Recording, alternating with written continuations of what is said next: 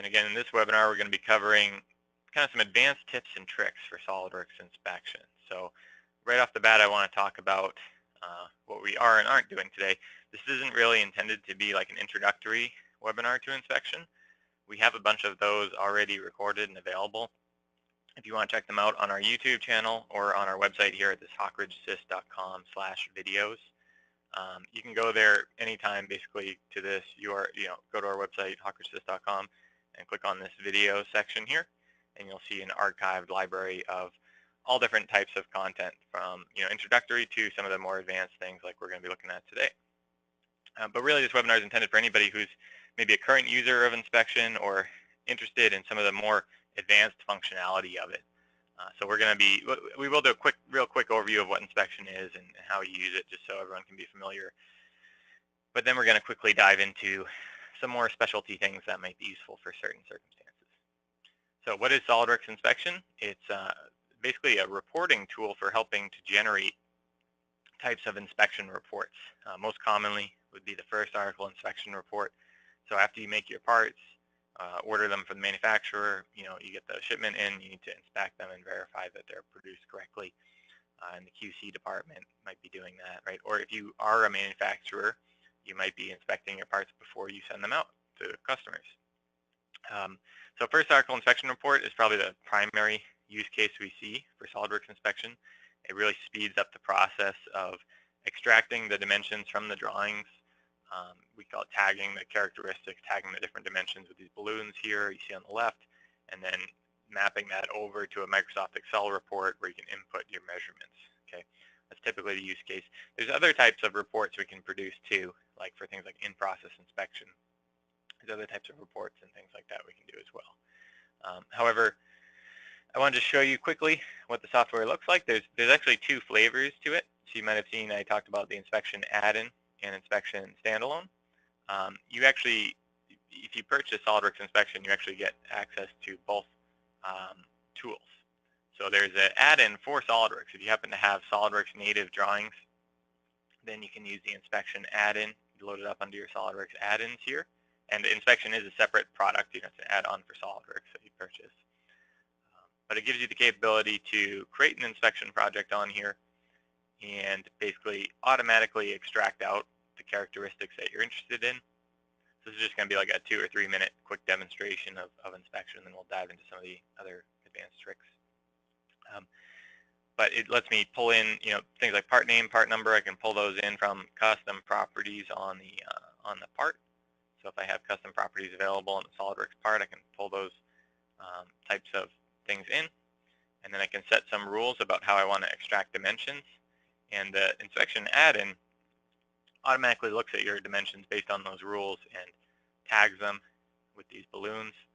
So you can see here it's identified the different numbers. You may need to move the balloons around a little bit to get the visual display nice, just for aesthetics, how you want the report to look. But it's basically reading it. If I click on any of these values, it's reading in the nominal value and the tolerances, or if there was a special tolerance applied, it'll read that in. And ultimately what I'm able to do at the end here is export off a finished balloon to PDF, and also export off an Excel template that will contain all these numbered characteristics, as well as the nominal dimension and the tolerances. So your inspector can come in and immediately start taking measurements and then putting those in here. So that's the end goal basically behind inspection, what we're trying to achieve. That's the add-in. It works only on the SOLIDWORKS native drawings. So, and we understand that a lot of times you might not have the SOLIDWORKS native drawing. You might only have a PDF. Maybe it came from another CAD system, right? So then we'll use what's called the inspection standalone tool. That tool is basically runs in its own separate application, and it allows you to work off PDF. So this is a PDF I have open here. Can be other scanned documents as well, like TIFF files, but primarily we're working off PDF, and basically it allows me to extract things off the PDF. It's not quite as automatic. I need to actually go in and say extract the dimension, and then I'll drag a little box around the dimension I want to extract. But it will automatically recognize the tolerances. So it recognizes here the upper and lower limit of this limit tolerance. If I pick a dimension that doesn't have a tolerance, it'll use my default tolerance range that I have specified. If I pick something that does have a tolerance, it'll read that tolerance in, plus or minus 5 0.5 here and calculate the upper and lower limit for me. Okay. So it's still a big time-saving tool, but for our PDFs, we're kind of manually extracting these different regions. Okay. So we'll focus more on tips for both of these tools as we work our way through this webinar, kind of some advanced tips on little areas of the functionality. So I wanted to start off with the Addin. It's been enhanced this year for 2017. It's a couple things that make it a lot more useful. The challenge with the Addin, it's always been very automated. As you saw, I click a button and it automatically balloons everything. But there were a couple little hiccups to that. Sometimes it might balloon things the way you didn't want, and it would be hard to correct that in the Addin. So now we have a number of tools to still have some manual control within the Addin.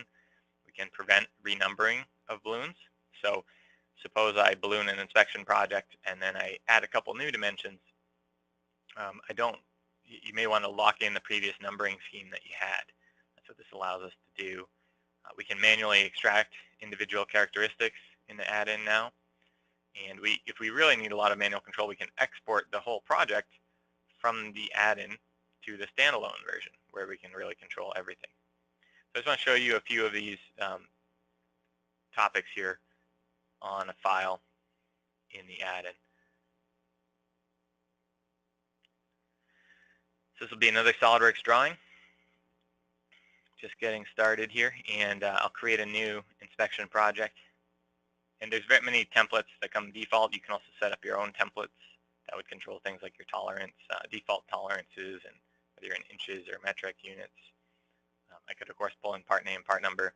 But here's where I want to draw your attention, this option for prevent automatic renumbering. So that's on by default now in 2017.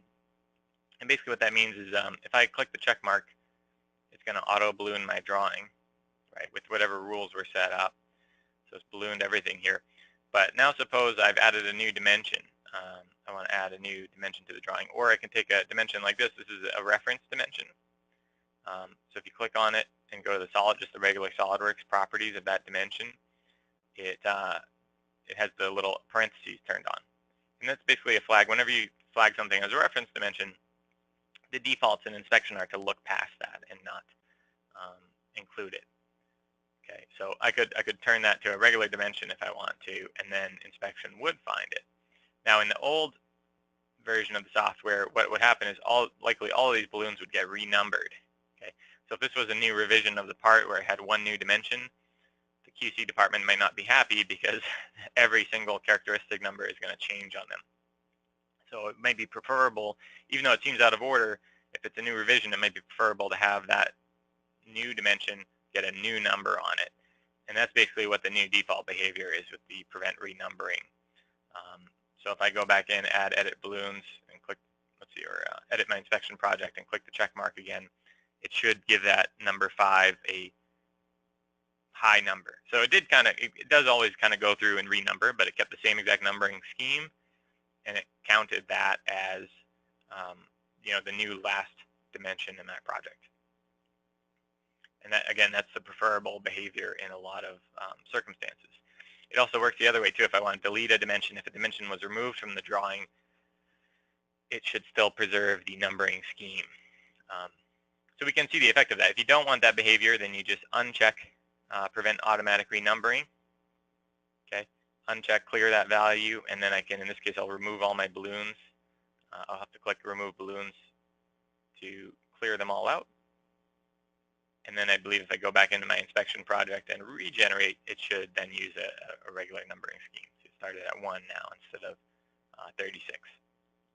So that's just it's a tiny little checkbox, but big ramifications on especially revisions in these SOLIDWORKS drawings when you're trying to keep the same numbering scheme.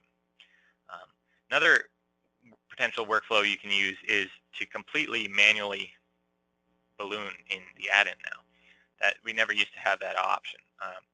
You do have a lot of rules that you can adjust, so I should show you quickly when you're editing these inspection projects. If you click the next button, these are all the rules I can control on what I want to include. Do I want to include the reference dimensions? Do I want to include GD and T to get tagged automatically? So we've always had this capability. But if I want really manual control, then what I can do is actually switch to a manual process. I'm going to just reopen this document, and we'll go about it in the manual mode. So I'll create a new inspection project, and to do this manual ballooning, we'll come down when we first create the project, and instead of extraction type automatic, we'll switch to extraction type manual. And then it's going to be me manually specifying which characteristics I want to extract. So when I do that, you'll see that with the inspection type set to manual, I'll have this new add characteristic button lit up on my command manager. Normally that button will be grayed out. Now it allows me to choose add characteristic, and I can click on the dimensions. I just need to click on them, the ones I want to extract, and they'll get loaded in. So this can also be particularly useful if there's maybe only a handful of dimensions that you want to extract off a drawing.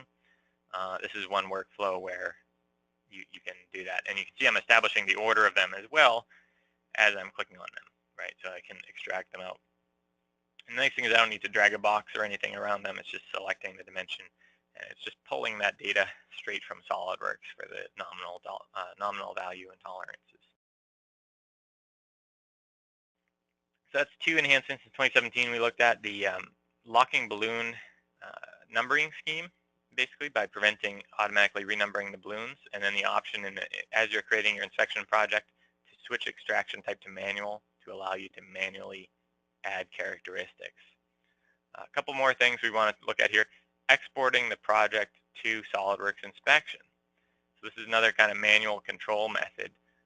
Let's suppose, we'll refresh this one last time, and suppose I did like the auto numbering, but I wanted to make some changes to the project for some reason, or I wanted to pull in CMM data.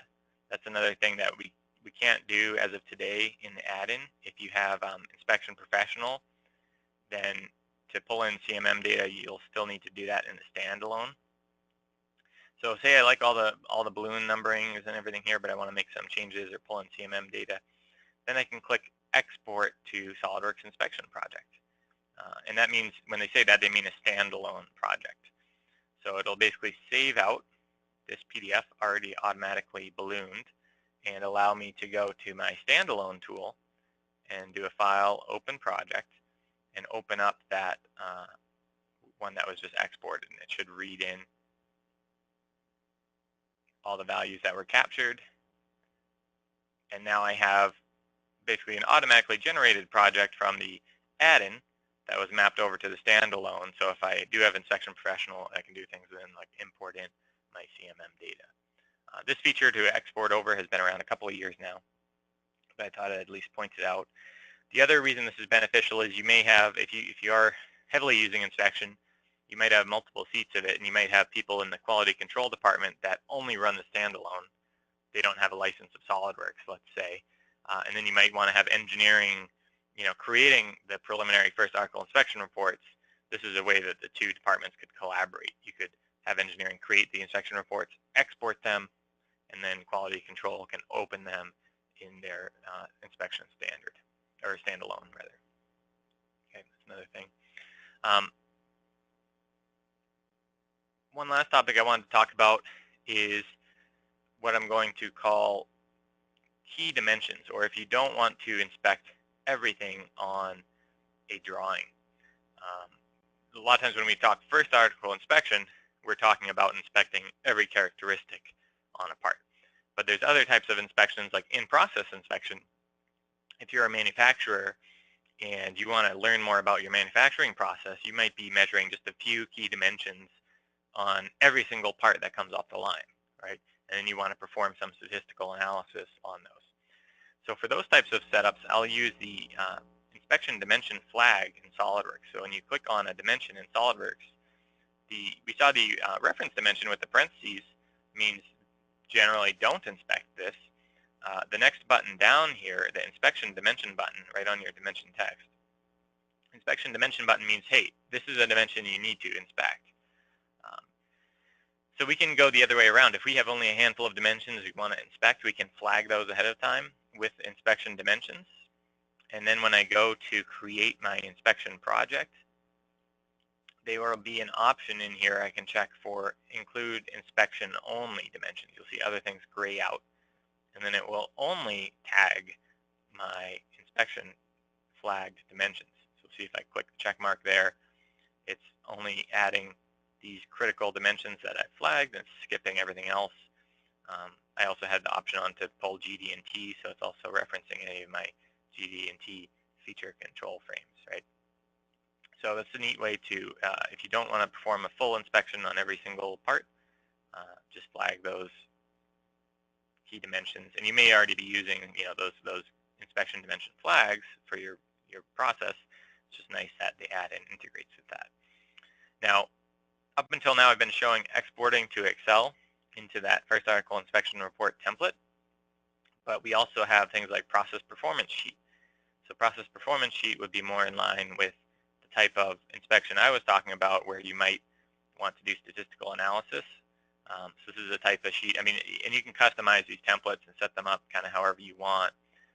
This is the type of thing where I can type in multiple rows of measurements here, and I'll start to get a standard deviation and things built up on the right-hand side. So it'll be automatically performing my standard deviations and those types of statistical analysis for me as I fill out this form. Okay. So you can really customize these Excel templates. We have a good video series on that I'll link if anyone is interested in seeing, how you customize the reporting side of it. We have some good, it's a 3-part video series on how to do that. So that's really what I wanted to cover in the add-in. I'll go back here to my PowerPoint. We can see we talked about preventing renumbering, manually adding characteristics, exporting the project over to the standalone version. We talked about flagging dimensions either as a reference dimension so they don't get inspected, or as an inspection dimension so you do inspect them. You can use those filters within the add-in to automatically reference one or the other. And we also talked about another type of reporting we can produce, which would be a process performance report rather than a first article inspection report. Okay, where typically we might analyze just a few dimensions, inspect a few dimensions, but on a higher sampling rate. So now I want to switch over to talk about some tips for the standalone version. Number of tips here, not so much new functionality, but maybe things we just don't talk about as often. And that's really what we're trying to achieve in this webinar is kind of some of the more fringe functionality that you might not see in the other videos we already have for SOLIDWORKS Inspection up on our website. So a handful of features here that I want to discuss. We'll switch over, and one of the first ones I had on the list there was drawing zones. Let me switch to a different example to show you that. Actually, maybe we can use this one. So I don't actually have them on this drawing, but you'll see a lot of times the drawings that have the A, B, C, D, 1, 2, 3, 4, 5, the rows and columns along the top and bottom. Those can be very useful on your inspection project, because in my inspection table here, I can see that there is a field for character zone. So on a big multi-sheet drawing, I can enable, under my drawing tab, I can enable, they call it a grid inside SOLIDWORKS Inspection. But we can enable the grid and adjust it so it matches the drawing zones on the sheet. And then as soon as we enable that, it should populate our drawing zones in the Excel export, right? So then when you're working on a big multi-sheet drawing package, you'll be able to say, okay, where was characteristic 13? Oh, it's on, page 2, zone C6, right? And you don't have to hunt around flipping through pages trying to find that characteristic. So I'm a really big fan of the drawing zones on drawings, and in inspection we call that a drawing grid. You can enable it, you can turn on or off the visual display of the grid right here, but it's just worth noting you do need to adjust it to match what's on the sheet. So you can kind of crop, I'll use this little crop option where you can kind of match it to the sheet boundary there, and then the columns and rows will start from there, and then you just adjust how many columns there are in each direction. Essentially pretty simple to set up, and that will make sure that your corresponding zone callouts carry through correctly.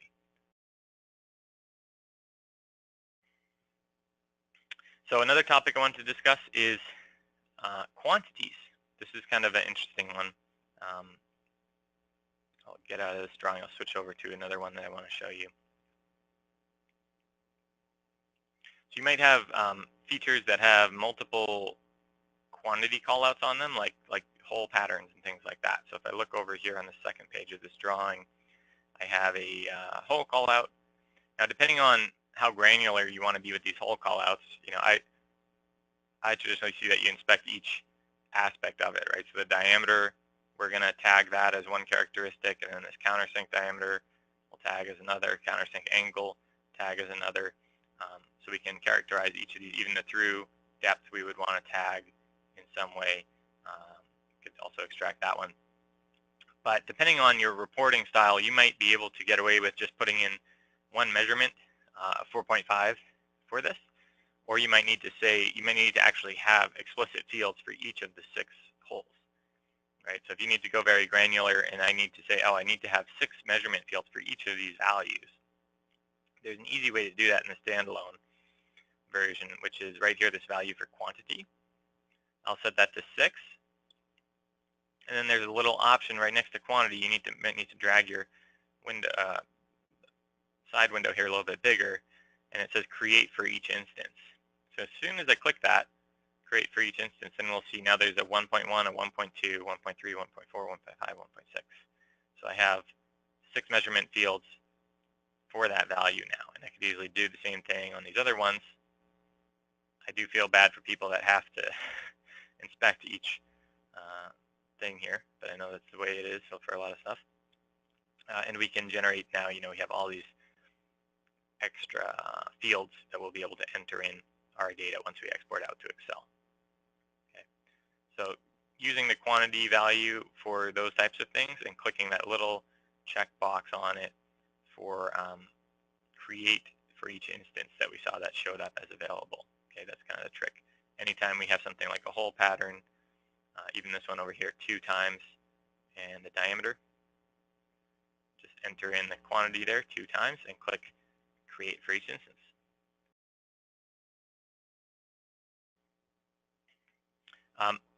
One capability we have that doesn't get talked about too frequently, normally I show exporting the Excel reports and things like that, exporting out the Excel report in the balloon PDF. We also have the capability to export out to quality control systems. The 2 that we support currently are called NetInspect and Quality Expert. I don't know if anyone's familiar with those. I know NetInspect is commonly used in aerospace, and basically this would allow you to put in your credentials for the NetInspect system and actually publish out a first article inspection report into the NetInspect system. So just eliminating some extra logistics that you need to do, rather than publishing out the Excel and PDF and then uploading them. This can accomplish that more directly, and same goes for the Quality Expert system as well. So there is some level of integration there. Another thing I want to talk about that we don't get to cover too frequently is working with tables. So bills of materials and other types of tables that you might run into inside SOLIDWORKS Inspection. Okay. And then we'll also look at some of the tips on extracting these types of dimensions and getting that extraction behavior to work the way that you want. So let me show you an example of a part with bill of materials on it. Very simple one.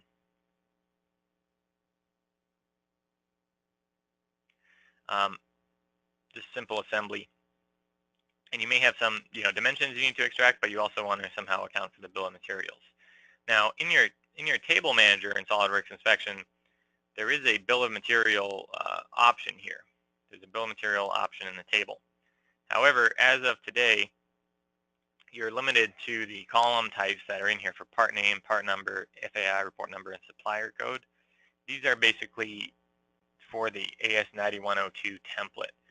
If I can open up an example document just to show you there, you'll see what that output looks like on the back end once it's generated. When you look at one of these first article inspection reports that's generated to the AS9102 standard, there are multiple sheets to it. So I've been showing you just this Form 3, but there's also multiple sheets that make up that standard. And the first sheet would be your part accountability report. That's where your bill of materials would show up. So that's what the BOM is intended for, this actual BOM feature. If that's what you're after, if you're sticking exactly to the AS9102 standard, then you you can use that. But if you need a little more flexibility, then I'll capture BOMs just in my bill of characteristics, like we would normally capture dimensions. So basically, I need to decide what quantities I want to extract from the bill of materials uh, and capture those. So it might be like quantity. I want to verify that there's actually one part there, and the material or finish or whatever it is I want to verify as well.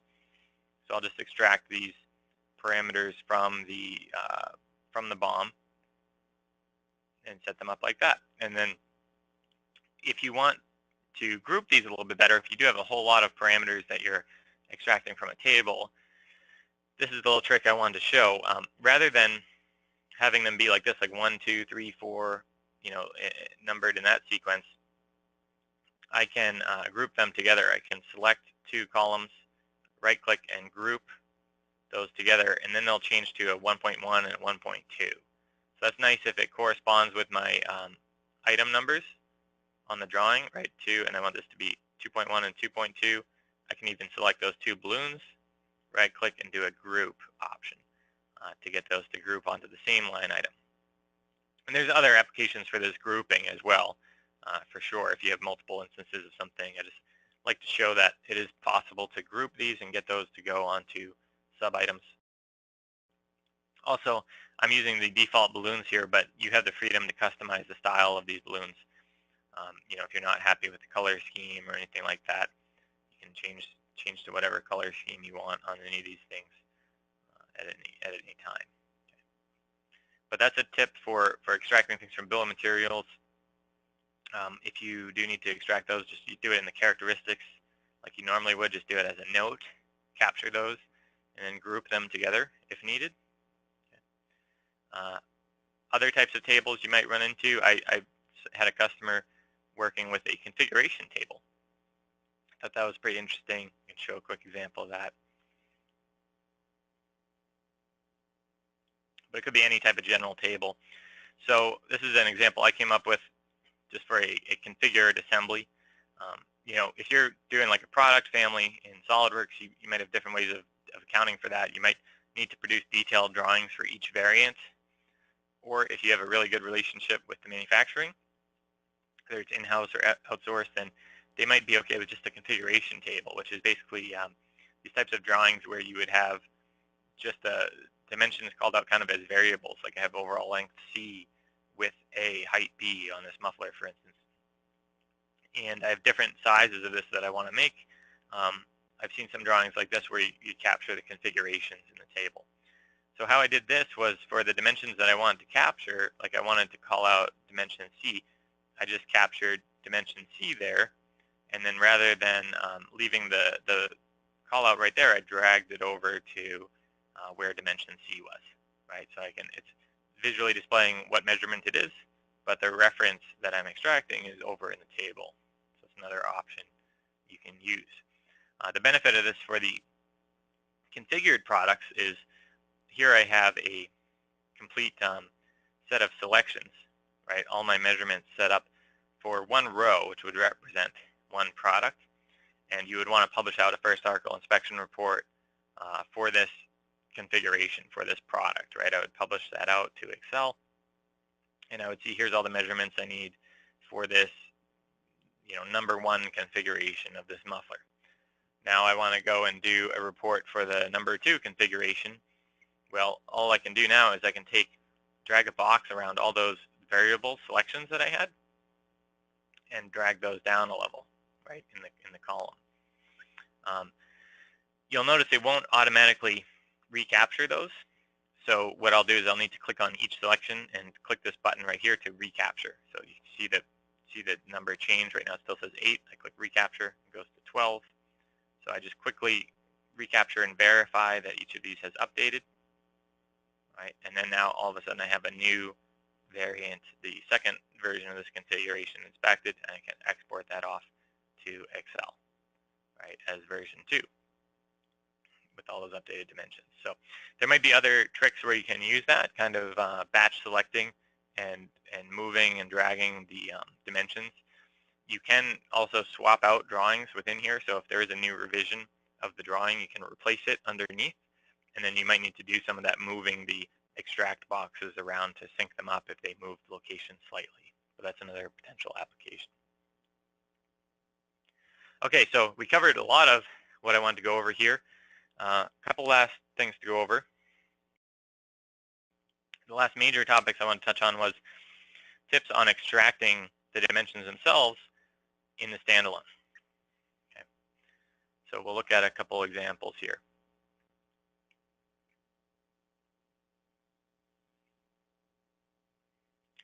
So when I'm pulling this in, this is a PDF in this case, when I'm pulling this in and I'm dragging a box around one of these dimensions, a lot of things are going on in the background, right? It's choosing how it wants to extract that dimension, and there's two different major methods that we can use.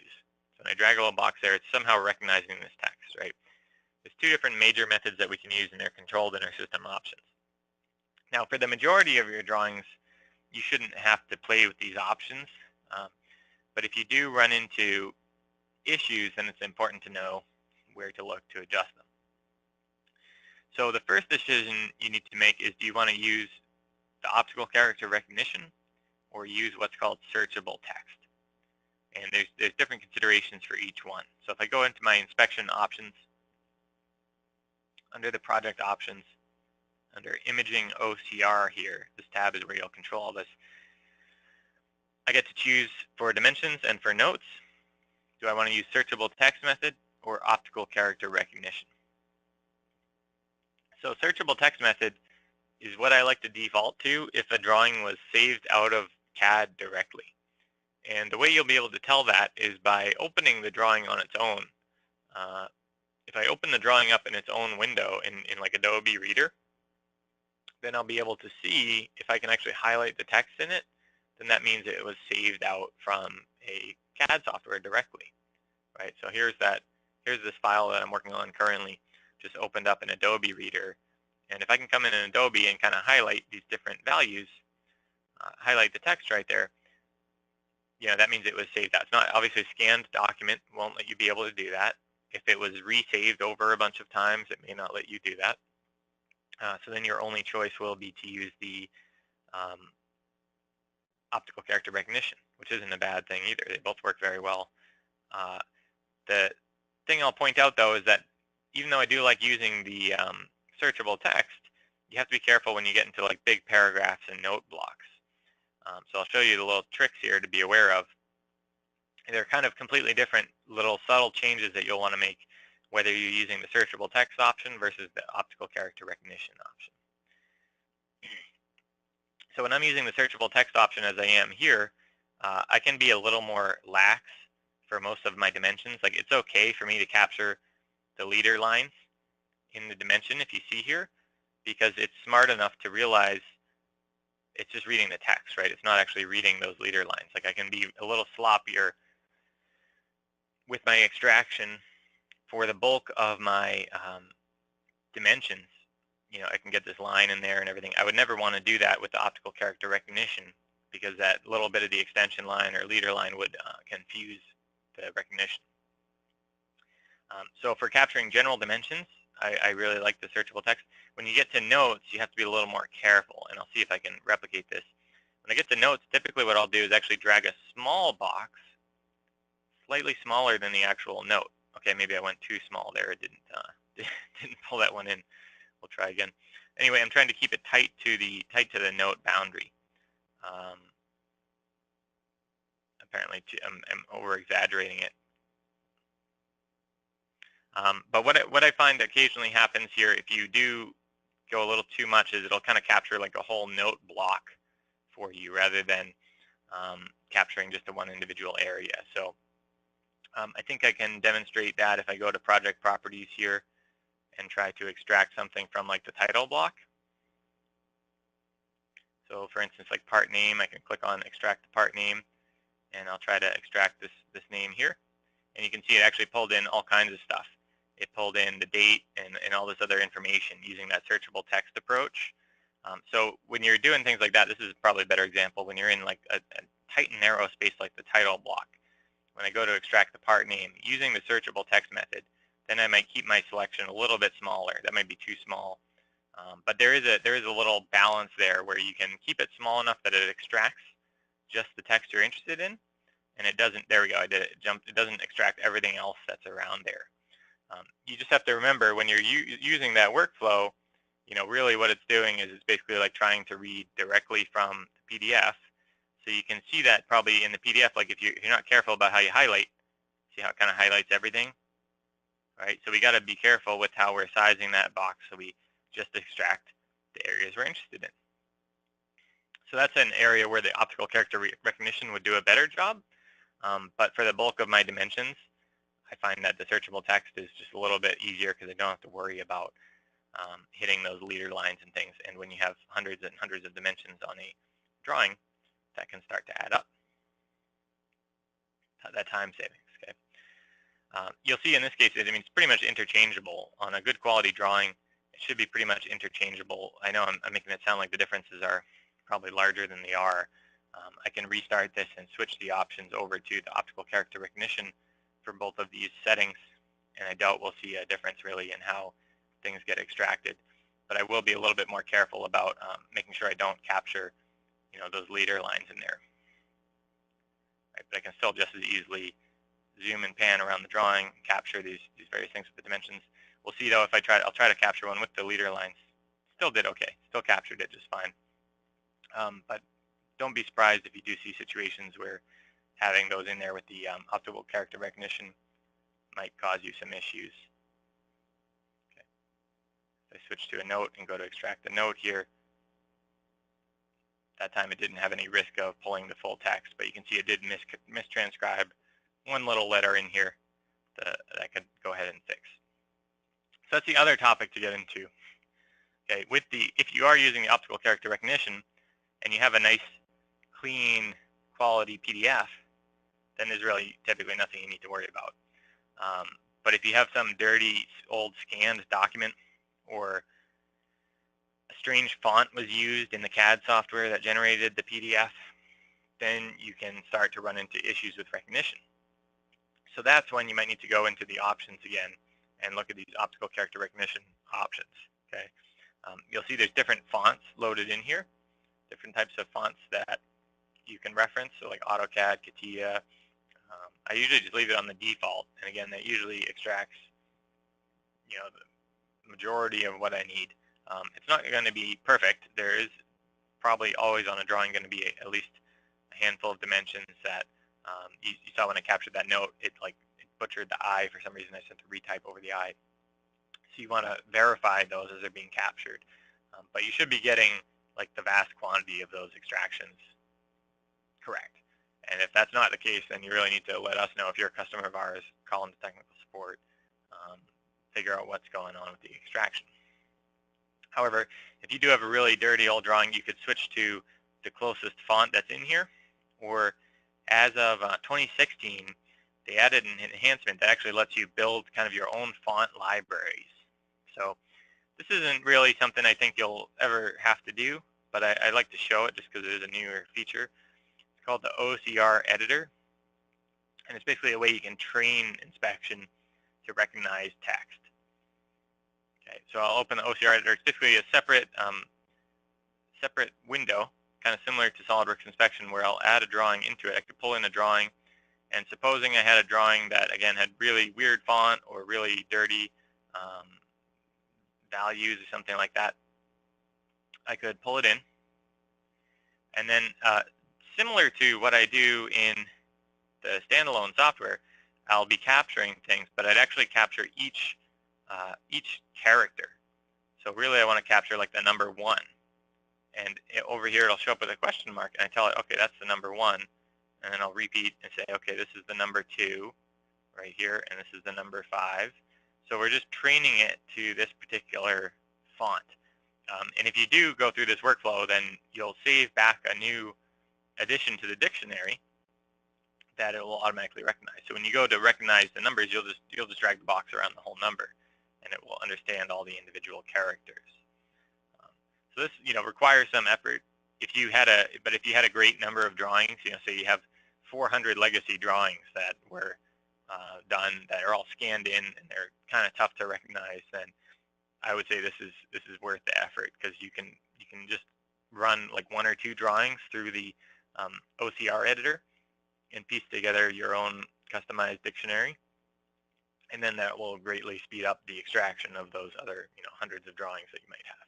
But if it's just a 1-off, 2-off type thing that has the weird font, it's not worth doing this, obviously. There is an auto extract feature that's supposed to, if I drag around like a block of text, it should break that down into multiple boxes automatically for me. So you can see here it kind of automatically broke down the 2, the 7, and the 1. So that does save a little time if you're trying to extract dimensions, to use this little auto extract here. And again, ultimately, once you have all these values recognized, you'd save this back as an actual dictionary file that can then be referenced in inspection. So this is a little anecdotal example here. This is from a SolidWorks blog where they use like a strange font to produce a drawing, and initially it wasn't able to recognize that. They ran the example drawing through the auto extraction in the OCR editor, created a dictionary, and you can see the image on the right where it was able to successfully extract that, right? So things we might not typically have to deal with, but it is a useful tool, kind of like the nuclear option for recognizing any text if it doesn't work with the default libraries. So to kind of summarize those notes on extraction tips, I prefer to use the searchable text method if possible. It lets you be a little sloppier with your extraction and get away with it. So that means I can usually go a little bit faster through as I'm extracting. That's available. Searchable text is available if it was a PDF that was saved directly out of the CAD software, and you can check it quickly by just highlighting in the PDF, see if you can highlight the text. If you do need to use the OCR, then you want to size your selection boxes a little bit closer around the dimensions. And if you do, for some reason, run into issues with it, then you can go into the options and adjust to a different dictionary setting, like maybe that's closer to the font that's available there. But as you saw, both methods are very reliable, and I would say should capture like at least 80 to 90% of the dimensions exactly the way you want them. If you're getting worse performance than that, then you really need to look into what's going on. The only other extenuating circumstance I've seen, I think I mentioned, if a PDF has been resaved a bunch of times, like if I do a file save as from SolidWorks and save a drawing as a PDF, it comes out very clean. But if you're using like print to PDF Studio or something, or some other weird PDF driver printer type situation, then I have seen issues coming in, and sometimes what I've actually done is just resave the PDF. So if you have something like an Acrobat or another tool that can resave the PDF, that can get around some of those weird issues sometimes. I can't explain it really, but I've seen it. It's in a very rare number of cases, but since we're talking about these advanced things, sometimes a PDF just has a weird export from one of those like print to PDF studios that can affect the import into inspection. And again, just resaving the PDF or republishing it out, if you have that option, will get around those issues. Other enhancements we looked at for the standalone were the drawing grid. That's been in there, but it's kind of a little known thing. So we get the zone callouts on the dimensions. Creating quantity callouts for each instance also has been in there for a while.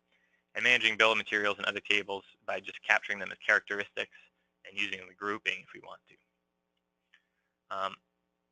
Other couple topics just to touch on. Importing CMM data is an inspection professional feature. If I have a drawing open here, I'll switch back over to inspection and just show very briefly. And then we'll be wrapping up the webinar here in a moment. But if you do have CMM data to import, that's just an option that you'll be able to enable with Inspection Professional under your general options, application options in general. And with Inspection Professional, you have this option for measurement input and CMM data. This allows the mapping over of measurements from a CMM system. So I can click Add Files and browse out for where I might have example CMM data, in this case, stored. And I'll be able to map that over. What I want to talk about is the templates for how we map this over, right? So I pulled this in, it's all pulled in correctly, but you'll see there's an option within here. If you do have CMM machines, there'll be various templates loaded in here by default for different types of data, XML, TXT, CSV files that can be exported. And really what happens with these templates is it's just controlling how the data is broken down, right? If you open up one of those raw export files, you'll see that it's maybe like comma separated or tab separated, or there's other types of formatting that can be done. These templates, if we click on the advanced options on them, really will let you control all of that, like how many decimal places are there supposed to be, how are the columns separated. This is all kind of the nitty-gritty little stuff that needs to be in alignment for your CMM data to map over properly. And this is also something that we at Hawkridge can help out with the creation of. So if you do see that, hey, my CMM machine's not listed on this list, don't feel like you have to start trying to create a template yourself. You can get us involved and we can investigate that template creation for you.